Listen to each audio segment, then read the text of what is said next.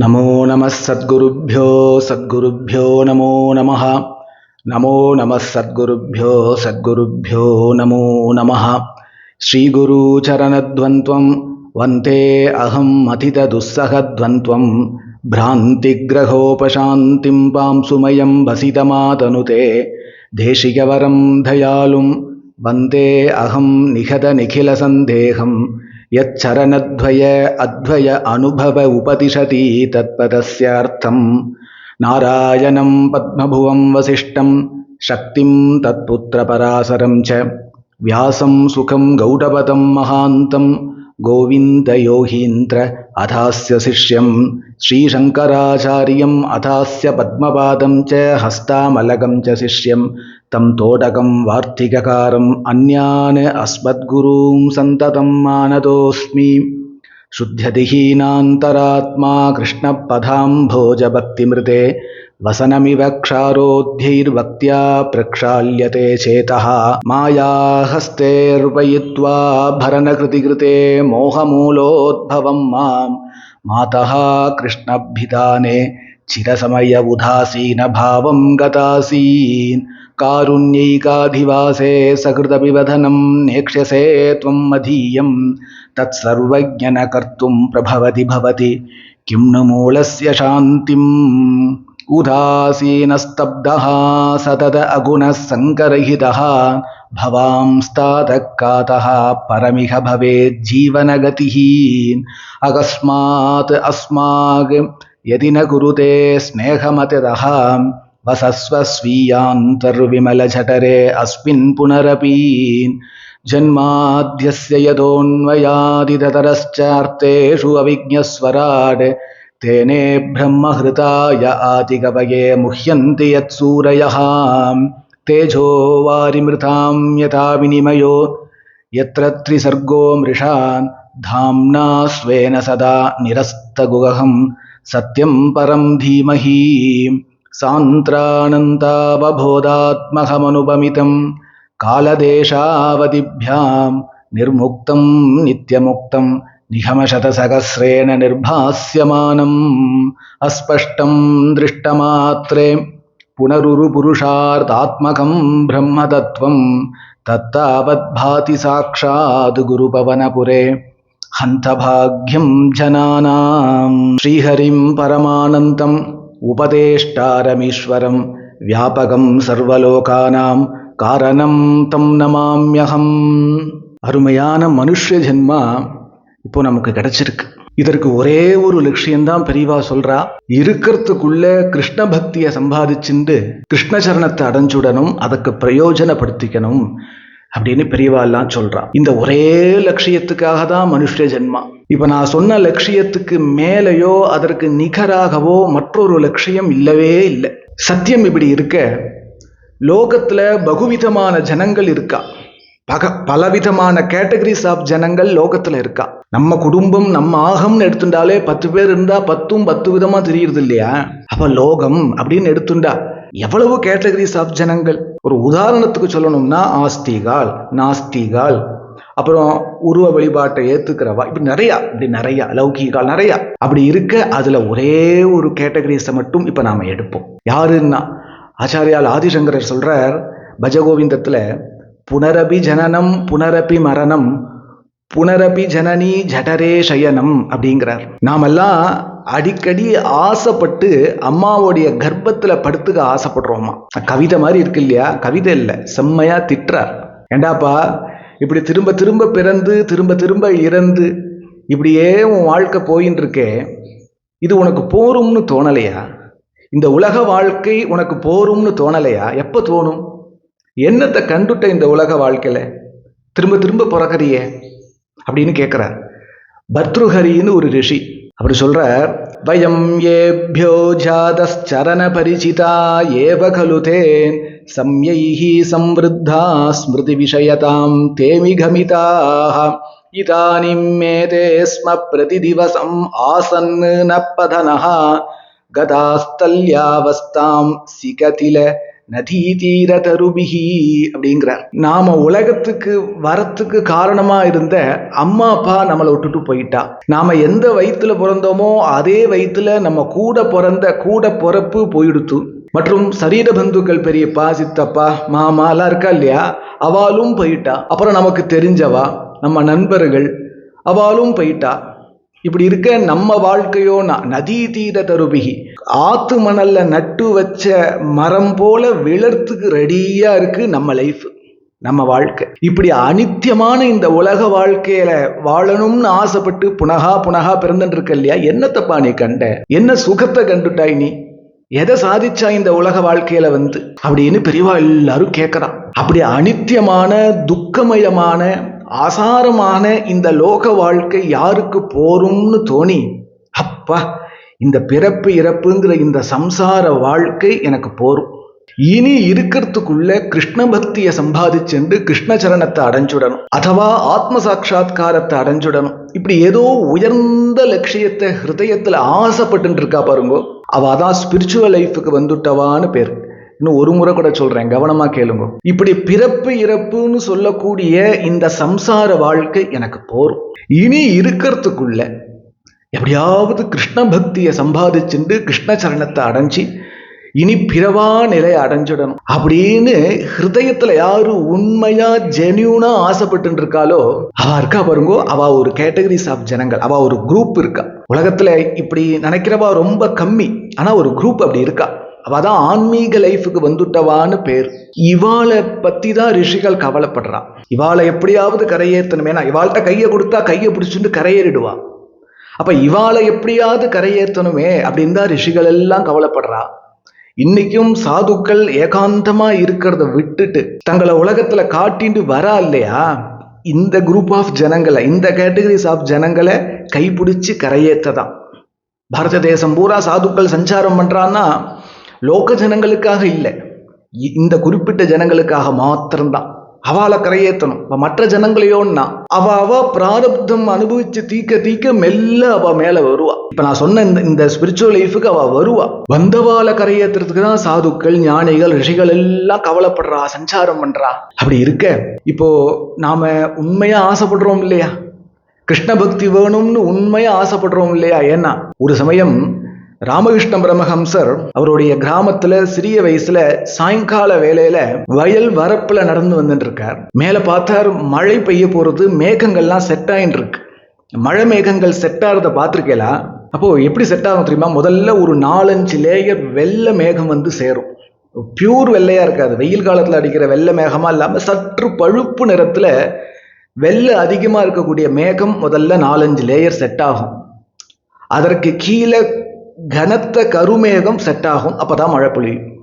இது ஒன்று மேல ஒன்று அப்படியே செட் ஆகிட்டே இருக்கும். ராமகிருஷ்ண பரமஹம்சர் வரப்புல நடந்து வந்துட்டு இருக்கும்போது அப்படியே நிமிர்ந்து பார்க்குறார், ஒரு வெள்ளை மேகம் இப்படி வருது, அதுக்கு கீழே ஒரு கருப்பு மேகம் வருது, மறுபடியும் வெள்ளை மேகம் வருது, இப்படி கருப்பு மேகம் வருது. இதை பார்த்தா ரோல்லியோ, இதை பார்த்தா நமக்கு என்ன தோணும், கொடை எடுத்துன்னு வரலையேன்னு தோணும் இல்லையா. ஆனா பரமஹம்சருக்கு என்ன தோணியது, வெள்ளை மேகத்தை பார்த்தா ராதையை போலவும் கருப்பு மேகத்தை பார்த்தா நம்ம கோபாலனை போலவும் அவருக்கு தெரிஞ்சது. ஸ்ரீ பிருந்தாவனத்துல ராதையை துரத்திண்டு கிருஷ்ணன் ஓடுறதாக அவர் மனசு அதை பார்க்க அந்த வயல் வரப்பிலேயே மூர்ச்சையாகி கீழே விழுந்துட்டார். இது மாதிரி பக்தி நமக்கு வர வேண்டாமா? ஜென்மால ஒரு முறையாவது இப்படி ஒரு பக்தி நமக்கு வர வேண்டாமா? அதுக்கு தானே நாம எல்லாம் ஆசைப்பட்டு இருக்கோம். அப்படி இருந்தும் ஏன் வரலை? கிருஷ்ண தரிசனம் வேணும்னு ஆசைப்படுறோம். ஆசைப்பட்டது சத்தியம்தான், உண்மையாதான் ஆசைப்படுறோம், கபட்டமா ஆசைப்படலை. அப்படி இருந்தும் ஏன் வரலை? ஏன் வரலன்னு ரிஷிகள் சொல்றா. அதுக்கு என்ன காரணம் சொல்றான்னா, அப்பா நீ ஆசைப்பட்டது சத்தியம்தான்ப்பா, ஆனால் இந்த மனுஷ ஜென்மால நீ முந்தன ஜென்மாக்கள்ல பண்ண நல்ல கெட்ட காரியங்களுடைய ஆஃப்டர் எஃபெக்டான பாப புண்ணிய பலனை அனுபவிக்கிறதுக்கு இந்த வாழ்க்கை உனக்கு கொடுத்துருக்கு. பாபம் புண்ணியம் ரெண்டுமே சம்சார பந்தனம் தான். இந்த ரெண்டையும் அனுபவிச்சு தீக்கிறதுக்காக தான் மனுஷ ஜென்மா. அதை நீ அனுபவிச்சு தீக்காத பரியந்தம் நீ உண்மையா கிருஷ்ண பக்தி வேணும்னு ஆசைப்பட்டா கூட கிருஷ்ண பக்தி உனக்கு வராது. உனக்கான பாதை உனக்கு திறக்காது. உன் கண்ணு முன்னாடி தான் அந்த பாதை இருக்கு, அந்த பாதை உனக்கு திறக்காது. ஓ அப்படியா? அப்படின்னா நான் இந்த பாப புண்ணியத்தெல்லாம் அனுபவிச்சு தீத்துடுறேனே, அப்படின்னு கிளம்பணுமானால் அனுபவிச்சு தீர்க்கவும் முடியாது. ஏன்னா அல்ப ஆயுசு நமக்கு, அல்ப ஆயுசு. இந்த ஆயுசுக்குள்ள பூர்ணமா அனுபவிச்சு தீர்த்திட முடியாது. மேலும் இந்த ஜென்மால புதிய கர்மாக்களை வேற நாம பண்ணிடுவோம். அதை எப்ப அனுபவிக்கிறது? அதுக்கு அடுத்த ஜென்மா, அடுத்த ஜென்மா, அடுத்த ஜென்மா, இப்படியே போயிட்டு இருந்தா ஆச்சாரியால் சொன்னார் இல்லையா, புனரபி ஜனனம் புனரபி மரணம். இப்படி இந்த சம்சார சக்கரம் சுத்தின்றே இருக்கு. பத்தியெல்லாம் ரிஷிகள் பார்க்கறா, அபார கருணாமூர்த்திகளான நம்ம ரிஷிகள் பார்க்கறா, ஐயோ இந்த ஜீவன் இது பரியந்தம் வந்துடுத்தே, கிருஷ்ண பக்தி வேணும்னு ஆசைப்படுற ஸ்டேஜ் பரியந்தம் வந்துடுத்தே, இவாளை எப்படியாவது நாம கரையேற்றி ஆணுமே, என்ன பண்ணலாம் என்ன பண்ணலான்னு பார்க்கறா. அப்போதான் அவளுக்கு தெரிய வருது, பாபம் ஒரு குறிப்பிட்ட சதவீதம் கம்மியாகி புண்ணியம் ஒரு குறிப்பிட்ட சதவீதம் ஜாஸ்தி ஆகும் பொழுது இந்த ஜீவன் கிருஷ்ண பக்தியை சம்பாதிச்சுக்கிறதுக்கு உண்டான கேட்டு திறக்குது. புண்ணியம் டைரக்டாவே கிருஷ்ண பக்தியை கொடுத்துடாது. நாம் என்ன புண்ணியம் பண்ணியிருந்தாலும், எவ்வளவு புண்ணியம் பண்ணியிருந்தாலும் அது கிருஷ்ண பக்தியவோ ஆத்ம சாட்சா்காரத்தையோ கொடுத்துடாது. ஆனால் ஒரு ஸ்டேஜுக்கு மேலே புண்ணியம் ஜாஸ்தியாகி பாபம் கம்மியாகும் பொழுது நாம் நம்ம லட்சியத்தை அடையறதுக்கு உண்டான கேட்டு திறக்கும். அவ்வளோதான் புண்ணியம் பண்ணும். ஏன்னா நான் முன்னாடியே சொன்னேன் இல்லையா, பாபம் புண்ணியம் ரெண்டுமே சம்சார பந்தனம் தான், அதில் ஒன்றும் சந்தேகமே இல்லை. அப்போ பார்க்குறா, இந்த ஜீவன் பாபத்தை கம்மியாக்கி புண்ணியத்தை ஜாஸ்தி ஆக்கிறதுக்கு உண்டான சில வழிகள் எல்லாம் சொல்றா. உதாரணமா புண்ணிய நதிகள் எல்லாம் தேடி போய் ஸ்நானம் பண்றது, திவ்ய தேச யாத்திரைகள்லாம் பண்றது, பகவன் லீலா ஸ்தலங்கள் எல்லாம் போய் தரிசனம் பண்றது, இப்படின்னு தான தர்மங்கள், வேத விகிதமான தான தர்மங்கள் பண்றது, இப்படி எல்லாம் விதிச்சா அதுவும் கலியுகத்துல பல தோஷங்கள் இருக்கு அதுல ஏற்படுறது. என்ன தோஷம்னு இப்ப லிஸ்ட் போட விரும்பல.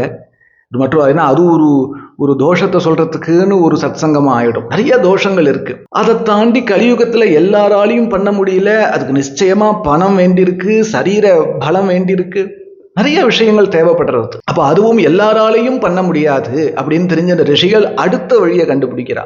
அடுத்த வழியை நமக்கு அனுகிரகம் பண்றா. ஒரு ரூபா கூட செலவு பண்ணாம, ஒருத்தருடைய உதவியும் தேவையில்லாம, ஆத்த விட்டு கூட வீட்டை விட்டு கூட வெளியில போகாம இவன் ஏதாவது அனுஷ்டிக்கிற மாதிரி ஒன்று சொன்னோமானால் இவனால முடியுமே அப்படின்னு பார்க்கறா. அப்பதான் அவளுடைய ஹிருதயத்துல தரிசனமாறுது. மாதாந்திரம் வரக்கூடிய ஏகாதசி உபவாசத்தை விதி பிரகாரம் இவன் இருந்தானே ஆகில் அந்தந்த மாசம் இவன் பண்ண மகா பாபங்கள்லாம் நீங்கிடும் அப்படின்னு அதுக்கு விதிமுறைகள்லாம் விதிக்கிறா.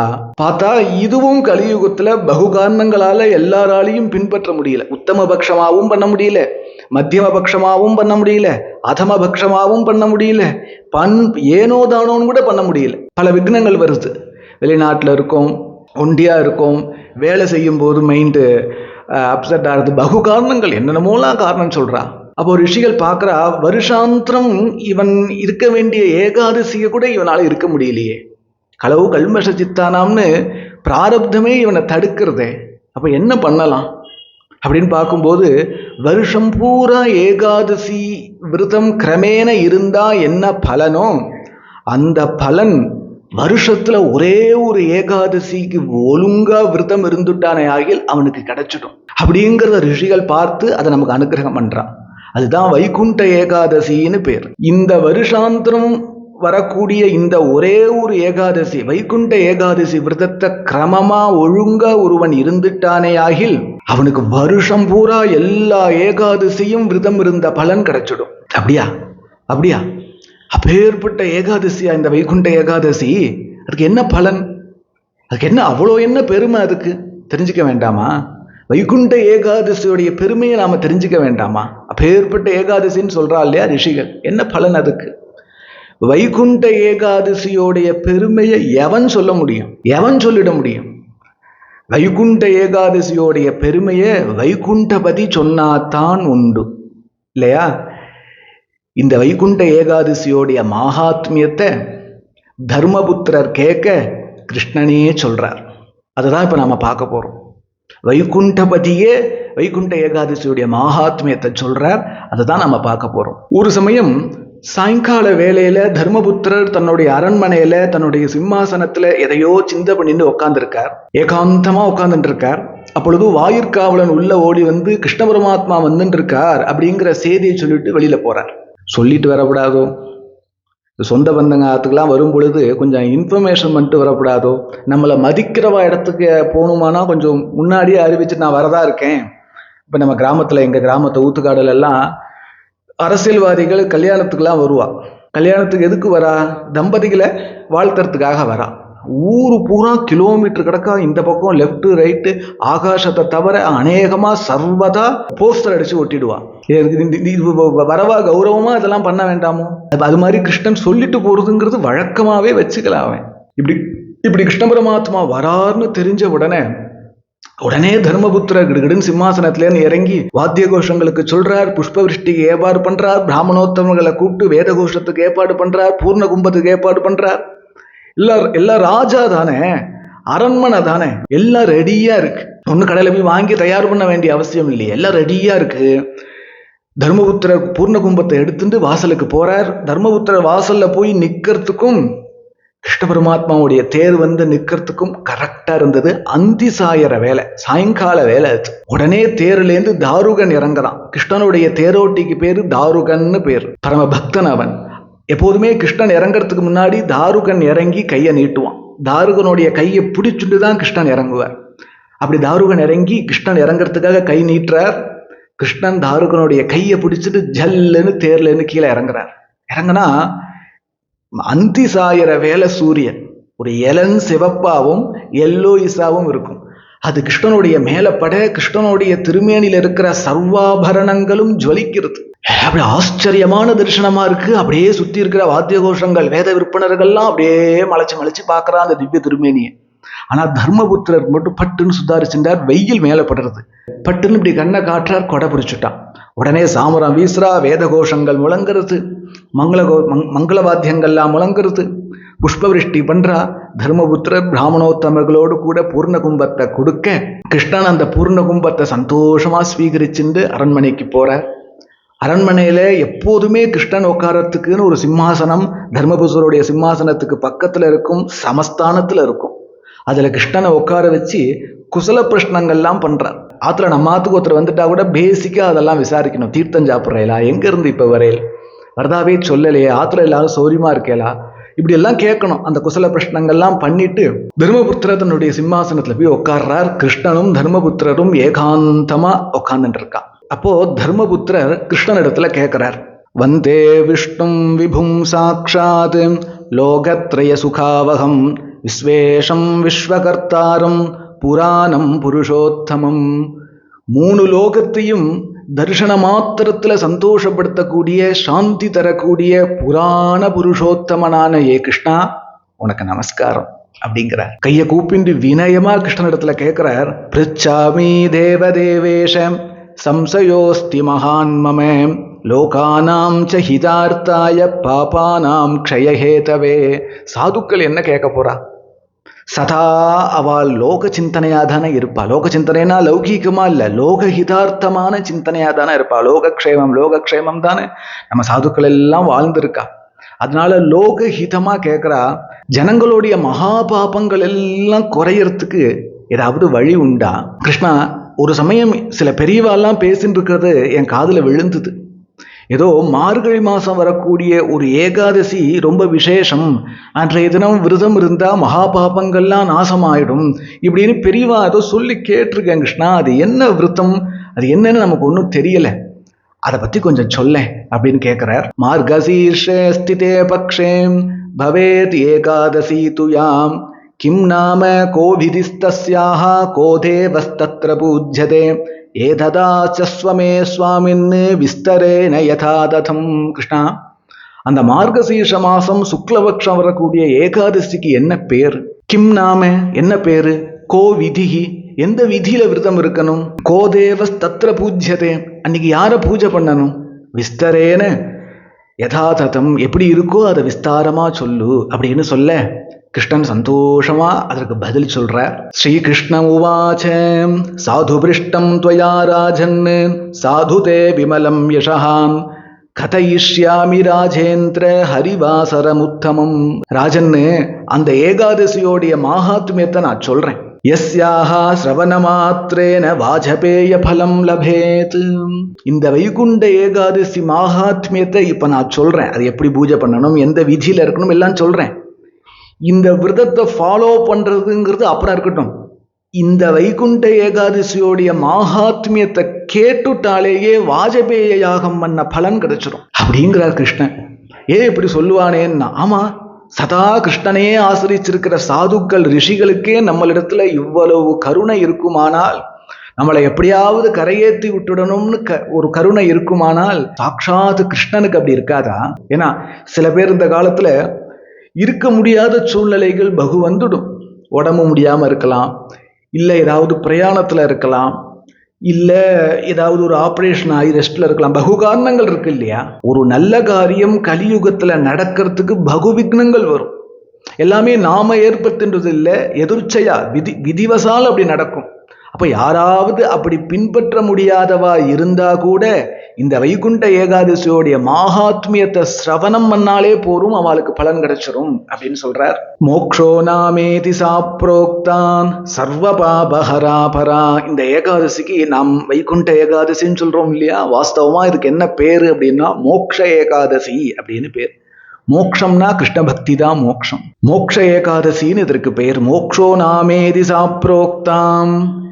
இந்த ஏகாதசி விரதத்தை எவ்வளவு சிரமப்பட்டாவது இருந்துடுப்பா அப்படிங்கிற. பாக்கி ஏகாதசி, வருஷம் பூரா வரக்கூடிய பாக்கி ஏகாதசிய நீ கொஞ்சம் கோணாமானான ஏனோ தானோன்னு இருந்தா கூட பரவாயில்ல, அதுல 1-2 விட்டுட்டா கூட பரவாயில்ல, இந்த ஏகாதசிய எவ்வளவு சிரமப்பட்டாவது இருந்துடுங்கிறார். பூஜை ஏது பிரயத்தனதகா, எவ்வளவு சிரமப்பட்டாவது பிரயத்தனம் பண்ணியாவது இருந்துரு.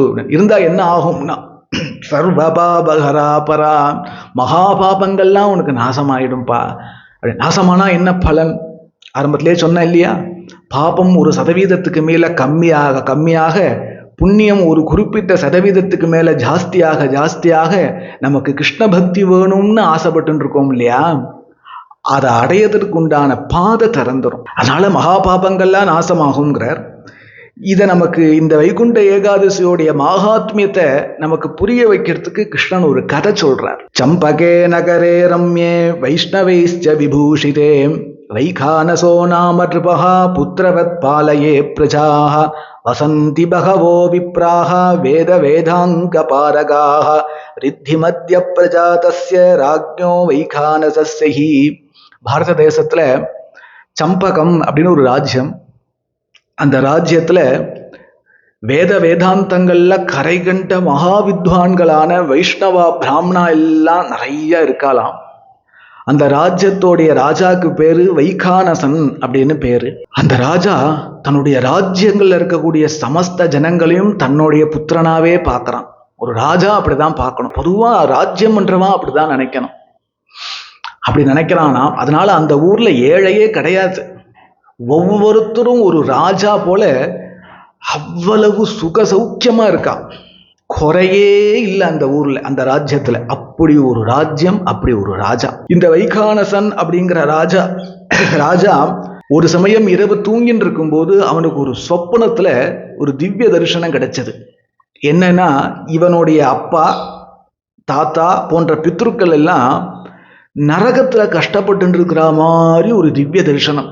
அவ அலறா, அடி தாங்க முடியல, வலிக்கிறது, ஐயோ ஐயோ ஹா ஹான்னு அலறா. என்னை காப்பாத்துங்கோன்னு அலறா. இப்படி ஒரு சொப்பனம். பட்டுன்னு முழிச்சுட்டான் ராஜா. தன்னுடைய அப்பா தன்னுடைய பித்ருக்கள்லாம் நரகத்துல கஷ்டப்பட்டு இருக்காளே, இவாளை எப்படி கரையேத்துறது? இதுக்கு ஏதாவது வழி உண்டான்னு தெரியலையே. கரையேத்தாம எனக்கு என்னத்துக்கு ராஜ்யம்? அவளை நான் கரையேத்தலையானால் அவ வம்சத்துல வந்தேன்னு நான் என்னையே சொல்லிக்கணும். எப்படி கரையேத்துறது அப்படின்னு அதுக்கப்புறம் அவன் தூங்கல. விடிஞ்ச உடனே அந்த ஊர்ல மகாவித்வான்களா இருக்கக்கூடிய பிராமணோத்தமர்கள் எல்லாம் தன் அரண்மனைக்கு வர வச்சு அத்தனை பேரையும் பாத பூஜை பண்ணி வஸ்திரங்கள் கொடுத்து தான தர்மங்கள் பண்ணி பிராமண போஜனங்கள்லாம் செய்வித்து சபையில உட்கார வச்சு கை கூப்பி வினயமா பிராமணோத்தமர்கள்ட்ட கேட்கிறான், எனக்கு இந்த மாதிரி ஒரு சொப்பனம் வந்தது, அங்க என்னுடைய பித்ருக்கள்லாம் கஷ்டப்பட்டு இருக்கா, அவள் எல்லாம் கரையேறத்துக்கு பிராமணோத்தமர்களான சாஸ்திர வித்வான்களான நீங்க ஏதாவது வழி சொல்லணும்னு பிரார்த்திக்க, அங்க இருக்கிற பிராமணோத்தமர்கள் எல்லாம் ஒருத்தருக்கு ஒருத்தர் கலந்து பேசிட்டு அத்தனை பேர் சார்பாவும் ஒரு பிராமணர் சொல்றார், ராஜன்னு ஒரு 40 வயசு வரையா ஒருத்தன் மகா பாபங்கள்லாம் பண்ணி அட்டகாசம் பண்ணி தகாத செயல்லாம் பண்ணி ஒருத்தன் வாழ்றான்னு வச்சுக்கோங்க. 40 வயசுக்கு மேல ஏதோ நல்ல புத்தி வந்து திருந்தணும்னு ஆசைப்படுறான் அப்படின்னா அவனுக்கு சாஸ்திரங்கள்ல சில விமோச்சனங்கள், சில பரிகாரங்கள்லாம் சொல்லியிருக்கு. புண்ணிய நதி ஸ்நானம் பண்றது, சில வேத விகிதமான தான தர்மங்களை பண்றது, இப்படி எல்லாம் சொல்லியிருக்கா. இல்ல சாகர பரியந்தம், மரண படுக்கையில விழற பரியந்தம் ஒருத்தன் மகா பாபங்கள்லாம் பண்ணி வாழ்றான், சாப்பிடக்கூடாதெல்லாம் சாப்பிட்டுன்னு, குடிக்க கூடாதெல்லாம் குடிச்சுட்டு, போகக்கூடாத இடத்துக்கெல்லாம் போயிட்டு வந்து இப்படி ஒரு மகா பாபியா ஒருத்தன் வாழ்றான்னு வைங்கோ, அஜாமிலன் மாதிரி. அப்போ அவனுக்கு ஏதோ மரண படுக்கையில இட்ட கையும் இட்ட காலுமா படுத்துட்டு இருக்கும் பொழுது அவனுக்கு பயம் வந்துடுத்து. ஐயோ நம்ம விட்டா நரகத்துக்கு போயிடுவோமே, பெரியவாள்லாம் நரகத்தை பத்தி சொல்லியிருக்காளேன்னு அவனுக்கு ஏதோ தோண, அவன் விமோச்சனம் பண்ணிக்கணும், பண்ண பாபத்துக்கெல்லாம் விமோச்சனம் பண்ணிக்கணும்னு அவன் ஆசைப்படுறான்னு வச்சுக்கோங்க. ராஜன்னு அதுக்கும் பரிகாரம் உண்டு. தசதானம், பஞ்சதானம் எல்லாம் பண்றோம் இல்லையா? இதெல்லாம் நம்ம இறந்து போன பிறகு ஒரு ஜீவனுக்கு பண்றோம். பாத்திரங்கள், கொடை, செருப்பு இதெல்லாம் பண்றோம் இல்லையா? இதெல்லாம் அந்த ஜீவன் இழுத்துன்னு கிடக்கும் போதே பண்ணலாம். அப்படி பண்ண சில பெரியவாள்லாம் பார்த்துருக்கேன். தான் போக போறான்னு தெரிஞ்சு உடனே தானே தான தர்மங்களை பண்றது. அது மாதிரி வாய்ப்பு இல்லாததுனாலதான் அவா சார்பா அடுத்தவெல்லாம் பண்றான். அப்படியும் பண்ணலாம், அதுக்கும் சாஸ்திர சம்மதம் உண்டு. அதனால அப்ப கூட ஒரு ஜீவனை கரையேற்றிடலாம். போயிட்டான்னு வச்சுக்கோங்க, அப்பையும் இது மாதிரி தான தர்மங்கள்லாம் அவன் பேர்ல அவனுடைய வம்சாவளிகள் பண்ணலாம். இப்படி இது மாதிரி பகு சூழ்நிலையில ஒரு ஜீவனை கரையேற்றுறதுனா ஏத்திடான். ஆனா ஒரு ஜீவன் போயிட்டான், போயும் அவனுக்கு பித்திருக்காரியங்கள்லாம் ஒழுங்கா பண்ணியும் தான தர்மங்கள்லாம் ஒழுங்கா பண்ணியும் கரையேறலையானால் அவளை கரையேற்றுறதுக்கு என்ன வழி, என்ன விமோச்சனம்னு எங்களுக்கு தெரியல. விசாரியஜ புனப்புனகான்னு சர்வசாஸ்திரத்தையும் பரட்டி பார்த்துட்டோம். நீங்களோ ராஜாக்கள், அவங்க அப்பா பேர்லயோ தாத்தா பேர்லயோ பித்திருக்காரியங்களை ஒழுங்கா பண்ணிட்டு இருக்கேள், நிறைய தான தர்மங்கள்லாம் அவ பேர்ல பண்ணிருக்கேள். இது எதுவுமே அவளை கரையேற்றலையானால் வேற என்ன வழின்னு எங்களுக்கு தெரியலை. ஆனால் எங்களுக்கு தெரியலையே ஒழிய உங்களுக்கு வழி சொல்லறதுக்கு நம்ம ஊர்லயே ஒருத்தர் இருக்கார், பக்கத்திலேயே ஒருத்தர் இருக்கார் அப்படின்னு சொல்றார் அந்த பிராமணோத்தமர்கள். ராஜா கேட்கிற, அப்படியா, அது யாருன்னு சொல்லுங்களேன், அது யாருன்னு சொல்லுங்க அப்படின்னு கேட்க, பிராமண உவாச்சம் பர்வதஸ்ச முனே ராஜன் நிகடே ஆசிரமோ மகான் கத்யதாம் ராஜசார்தூல பூதம் அபயம் விசானதः தேஷாம் ஸ்ருத்வா ததோ வாக்கியம் ராஜா வைகானசோ மகான். இங்க பக்கத்துல பர்வத ரிஷி அப்படின்னு ஒரு ரிஷி வாழ்றார். மகாத்மா, பிரம்மனிஷ்டன். அவர் ஆசிரமத்துல சதா நிர்விகல்பமான நிலையில தான் இருப்பார். அப்பேற்பட்ட பூர்ண பிரம்மனிஷ்டன். நாம அவரிடத்துல போவோம், அவரிடத்துல கேளுங்கோ, அவருக்கு தெரியாதது ஒன்றும் இல்லை, அவர் திரிகால ஞானியும் கூட, அவர் உங்களுக்கு கண்டிப்பா வழி சொல்லுவார் அப்படின்னு சொல்ல, அங்க இருக்கிற பிராமணோத்தமர்களோடு கூட இந்த வைகானசன் அப்படிங்கிற ராஜாவும் பர்வத ரிஷியை பார்க்க அவர் ஆசிரமத்துக்கு போறார். ஆசிரமத்துல போனா அவர் ஆசனத்துல உட்கார்ந்து இருக்கார் தெரியுது. அது பார்த்தா எப்படி இருக்கு தெரியுமோ? கிராமத்துல எல்லாம் சொக்க பானைன்னு ஒண்ணு கொளுத்துவா, பனைமட்டையை வச்சு திகுது பத்த வச்ச ஸ்பீட்ல திகு திகு திகுன்னு எரியும். பார்த்துருக்கேளா கிராமத்துல? அவரை பார்த்தா சொக்க பானை எரியறது போல இருக்கான். அதாவது அவ்வளவு தேஜஸ் இருக்கான், கிட்ட நெருங்க முடியல, அபாரமான தேஜஸ். உலகத்தை மறந்து உடம்ப மறந்து நிர்விகல்பமான சமாதி நிலையில அந்த கிருஷ்ண தியானத்துல தன்னை மூழ்கடிச்சுட்டு இருக்கார். உலகம் தெரியல அவருக்கு. அவருடைய இந்த சமாதி நிலையை கலைச்சுடக்கூடாதுன்னு அத்தனை பேரும் சத்தம் போடாம நமஸ்காரம் பண்ணிட்டு எல்லாம் உட்காந்துக்கிறா. ராஜாவும் அந்த ரிஷியை நமஸ்காரம் பண்ணிட்டு உட்காரல, கையை கூப்பின்னு நின்றுட்டே இருக்கான். எப்ப கண்ணை திறப்பார், எப்ப கண்ணை திறப்பார்னு நின்றுட்டே இருக்க, சில நேரம் கழித்து மெல்ல நிர்விகல்ப சமாதி நிலை, சகஜ நிர்விகல்ப சமாதி நிலைக்கு வந்து மெல்ல கண்ணை திறக்கிறார். திறந்தா ராஜா கண்கள்ல கண்ணீரோட கையை கூப்பின்னு தன் முன்னாடி நிற்கிறார். இதை பார்த்து அந்த பர்வத ரிஷி வந்திருக்கிறது இந்த ராஜ்யத்தோட ராஜா தான் அப்படின்னு புரிஞ்சுண்டார். ஏன்பா ஏன் கண் கலங்கி இருக்க? நீ உன்னுடைய ராஜ்யத்துல இந்த ராஜ்யமும் ராஜ்ய ஜனங்களும் க்ஷேமமா இருக்கான்னு கேள்விப்பட்டேன். நீனும் தர்ம பிரகாரம் ஆட்சி பண்ணிட்டு இருக்கிறதா கேள்விப்பட்டேன். ரொம்ப சந்தோஷம் எனக்கு. ஆனால் இத்தகைய தர்மவானான உனக்கு என்ன துக்கம் வந்தது? ஏன் இப்படி கண் கலங்கிட்டு இருக்க? உனக்கு என்ன வேணுமோ அதை கேளுப்பா அப்படின்னு சொல்ல, அந்த ராஜா சொல்றார், சுவாமின்னு என்னுடைய பித்திருக்கள் எல்லாம் நரகத்துல கஷ்டப்பட்டு இருக்கிறத நான் சொப்பனத்துல பார்த்தேன். அவ வம்சாவளியில வந்திருக்கேன்னா இன்னைக்கு நான் நல்லா ராஜ்யம் பண்றேன். உங்களை போல மகான்களுடைய தரிசனம் எனக்கு கிடைச்சிருக்கு. பிராமணோத்தமர்கள் எல்லாம் சதா என்ன ஆசீர்வாதம் பண்ணிட்டு இருக்கா. சாது சங்கம் கிடைச்சிருக்கு அப்படின்னா என்னாலயா? என்னால எங்க பித்ருக்கள்னால கிடைச்சிருக்கு. அதுல யாரோ ஒருத்தர் ஆசீர்வாதம் பண்ணி எனக்கு கிடைச்சிருக்கு. அவ பண்ண ஏதோ ஒரு புண்ணியம் என்ன இப்படி கொண்டு வந்திருக்கு. அவ நரகத்துல கஷ்டப்படுறத பார்த்துட்டு நான் ராஜ்யம் பண்ணணுமா, நான் ஒருத்தர் இருக்கணுமா, அவளை கரையேற்றுறதுக்கு எனக்கு வழி சொல்லுங்க அப்படின்னு ராஜா சொல்ல, உடனே இந்த பர்வத ரிஷி கண்களை மூடிந்து தனது ஞான திருஷ்டியினால என்ன நடந்ததுன்னு பார்க்க, அதுக்கப்புறம் அந்த ரிஷி சொல்றார், அப்பா நான் உன்னுடைய பித்ருக்களை பார்த்தேன், அவ ரொம்ப அவஸ்தைப்பட்டு தான் இருக்கா. என்ன காரணம் தெரியுமோ, உன்னுடைய அப்பா மகா அட்டகாசம் பண்ணியிருக்கார், இந்த ராஜ்யத்துல ஸ்திரீகளை ரொம்ப ஹிம்சை பண்ணியிருக்கார், தான் அப்படிங்கிற கர்வத்தோட ராஜ்யத்தை பண்ணியிருக்கார். அதனால அவருடைய அப்பா அவளுடைய பித்ருக்கெல்லாம் பித்ருகாரியங்கள்லாம் ஒழுங்கா பண்ணல. அதனால உங்க அப்பாவோட சேர்ந்து 4-5 தலைமுறை நரகத்துல கஷ்டப்பட்டு இருக்கு. அதுக்கு முன்னாடி இருக்கிற பெரியவா எல்லாம், உங்க பெரியவா எல்லாம் நல்ல காரியங்கள் பண்ணிருக்கிறதுனால உனக்கும் சத்புத்தி வந்திருக்கு அப்படின்னு சொல்ல, சுவாமி எதுவானாலும் ஆகட்டும், நான் அவளை கரையேற்றணும்னு நினைக்கிறேன், ஏதாவது வழி உண்டா அப்படின்னு கேட்க, உண்டுப்பா, அவசியம் உனக்கு வழி சொல்றேன் அப்படின்னு சொல்லி ரிஷி சொல்றார், மார்கசீர்ஷே ஸ்திதே பக்ஷே மோக்ஷானாம் இதி நாமதஹ சர்வைஸ்சைஹி தத்விருதம் காரியம் பித்ரே புண்ணியம் பிரதீயதாம் தேனே புண்ணிய பிரபாவேன மோக்ஷஸ்தேஷாம் பவிஷ்யதி. மார்கழி மாசம் சுக்லபக்ஷத்துல வரக்கூடிய ஏகாதசிக்கு மோக்ஷ ஏகாதசின்னு பேரு. அந்த ஏகாதசிக்கு கிரமமா நீ உபவாசம் இருந்து மந்திர ரூபேன இந்த உபவாச பலனை உன்னுடைய பித்ருக்களுக்கு நீ தானம் பண்ணிட்டாயாகில் அவ கரையேறிடுவா, பித்ருலோகத்துக்கு போவான்னு இல்லை, மோட்சத்தை அடைஞ்சிடுவா அவா அப்படின்னு ஒரு வழி சொல்ல, ஒரு வழி கிடைச்சதேன்னு சந்தோஷப்பட்ட இந்த ராஜா அந்த ரிஷியை நமஸ்காரம் பண்ணிட்டு புனகா தன்னுடைய அரண்மனைக்கு வந்து சேர்ந்தார். அந்த மாசமே மார்கழி மாசமா இருந்தது. அடுத்த 2-3 நாள்லயே அந்த ஏகாதசி, வைகுண்ட ஏகாதசி வந்தது. அந்த ஏகாதசிக்கு கிரமமா உபவாசம் இருக்க.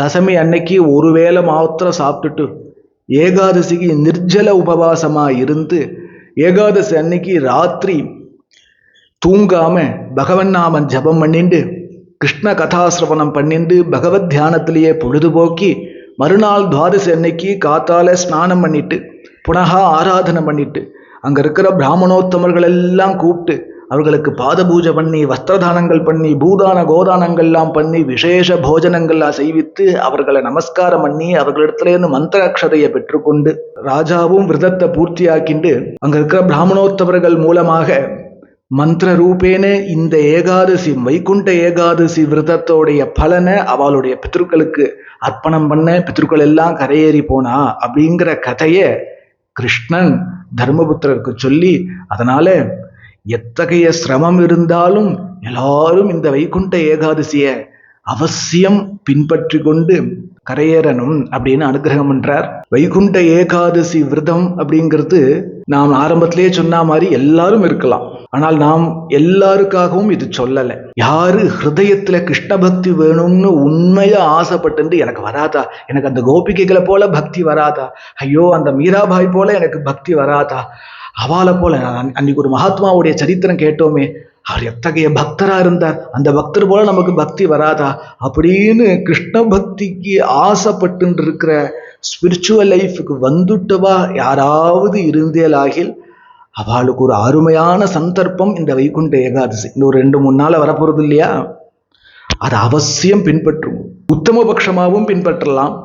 இப்போ நான் சொன்னேன், முடியலன்னா பழங்கள் மாத்திரம் சாப்பிடுங்கோ, அது மாத்திரம் சாப்பிட்டுருங்கோ, அதுக்கு கீழே போக வேண்டாம். அந்த வைகுண்ட ஏகாதசி அந்த ஒரு நாள் செல்போன் வேண்டான்னு தூக்கி ஓரமா வச்சிருங்கோ, டிவி பார்க்காதீங்கோ, சினிமா பாட்டு கேட்காதீங்கோ, குடும்ப வம்பு பேசாதீங்கோ, காலம்பரிலேருந்து பகவன் நாம ஜபம் பண்ணிட்டுருங்கோ. இப்போ குருவாயூரப்பனுடைய பக்தர்களுடைய சரித்திரங்கள் எல்லாம் நான் சொல்லியிருக்கேன். அதெல்லாம் ஏகாந்தமா உட்காந்து நைட்டு பூரா திரும்ப திரும்ப கேளுங்க. இப்படி நல்ல பொழுதாக பகவத் சிந்தனையாக இதை போக்குங்க. இதை சரியா இப்ப சொன்ன மாதிரி நீங்க உபயோகப்படுத்தின்றேலானால் நீங்க கிருஷ்ண பக்தியை இதே ஜென்மால சம்பாதிச்சுக்கிறதுக்கு உங்களுக்கான பாதை திறக்கும். என்ன பாதை திறக்க போறதுன்னா, முதல்ல நமக்குன்னு ஒரு குருநாதர் கிடைப்பார், நமக்குன்னு ஒரு குருநாதர். அதுக்கப்புறம் நிறைய கிருஷ்ண கதாசிரவணம் பண்றதுக்கு உண்டான பாக்கியம் கிடைக்கும். கதாசிரவணத்துல இன்ட்ரெஸ்ட் வரும். பகவன் நாம ஜபம் பண்றதுக்கு ருச்சி வரும், ஏகாந்தமா வாசம் பண்றதுக்கு ஒரு ஆசை வரும். இதெல்லாம் கேட்டு திறந்தாச்சு, நமக்கான பாதை திறந்தாச்சுன்னு அர்த்தம். அது திறக்கணுமானால் ஒரு குறிப்பிட்ட அளவு சதவீதத்துக்கு கீழே பாபம் கம்மியாகி ஒரு குறிப்பிட்ட சதவீதம் புண்ணியம் ஜாஸ்தி ஆனாதான் இந்த கேட்டு திறக்கும்னு ஆரம்பத்திலேயும் சொல்லிட்டு இருக்கேன் இல்லையா. அதற்கு ஒரு வாய்ப்பாக இந்த வைகுண்ட ஏகாதசியோடைய விரதத்தை அவசியம் ஃபாலோ பண்ணுங்க. பகவத் சிந்தனை, கிருஷ்ண சிந்தனை முக்கியம். அது எப்படி வரும்? நேத்தி வரியா கோணாமானான்னு வாழ்ந்துட்டு இன்னைக்கு எப்படி நம்ம பகவத் சிந்தனையில கண்ணை மூடி தியானம் பண்ணிட்டு, அதெல்லாம் ஒன்றும் முடியாது. அப்ப பகவன் நாமத்தை ஜபம் பண்ணுங்கோ. கிருஷ்ண சிந்தனையை நமக்குள்ள கிளப்பி விடுறதுக்கு கிருஷ்ண கதாசிரவணம் முக்கியம். நிறைய கேளுங்கோ. குருவாயூரப்பனுடைய க்ஷேத்திர புராணம் சொல்லியிருக்கேன், குருவாயூரப்பனுடைய மகிமை சொல்லியிருக்கேன். குருவாயூரப்பனே கதின்னு இருக்கிற குருவாயூரப்பனுடைய தாசானுதாசுருடைய பக்தர்களுடைய சரித்திரம் தான் இப்ப வரிசையா சொல்லிட்டு வரேன். அதற்கு இடையில இப்படி ஒரு பவித்திரமான நாள் வருது, இதை உபயோகப்படுத்திக்கணுங்கிறதுக்காக இப்போ இந்த வைகுண்ட ஏகாதசி மகாத்மிய சத் சங்கத்தை சொன்னேனே ஒழிய, இப்போ நாளையிலேருந்து தொடர்ந்து குருவாயூரப்பனுடைய பக்தர்களுடைய சரித்திரத்தை சொல்ல போறேன். இதெல்லாம் ஏகாந்தமாக உட்காந்துட்டு நிறைய முறை சிரவணம் பண்ணுங்க. நாமா சிந்தை பண்ண முடியலன்னா இது மாதிரி சத் சங்கத்தில் அந்த கிருஷ்ண தியானம், கிருஷ்ண சிந்தனை நமக்கு வரும். அப்படி எல்லாரும் இந்த வைகுண்ட ஏகாதசியோடைய விரதத்தை ஃபாலோ பண்ணி அதோடைய பலனை பெற்றுக்கோங்க. இந்த வைகுண்ட ஏகாதசி மகாத்மியம் அப்படிங்கிற இந்த பிரவச்சன சத்சங்கத்தை எனக்கு எல்லாமுமான என் தெய்வம் கிருஷ்ணன் குருவாயூரப்பன் கோபாலனுடைய சரணத்திலையும், கிருஷ்ண பிரேம ஸ்வரூபிணி ராசேஸ்வரி ஜெகன்மாதா என் அம்மா என் தெய்வம் ராதையோடைய சரணத்திலையும் இதை சமர்ப்பிச்சுக்கிறேன். கோவிந்த நாம சங்கீர்த்தனம் கோவிந்தா கோவிந்தாம் கோபிகா ஜீவனஸ்மரணம் गोविंदा गोविंदा। सद्गुरुनाथ महाराज की जय।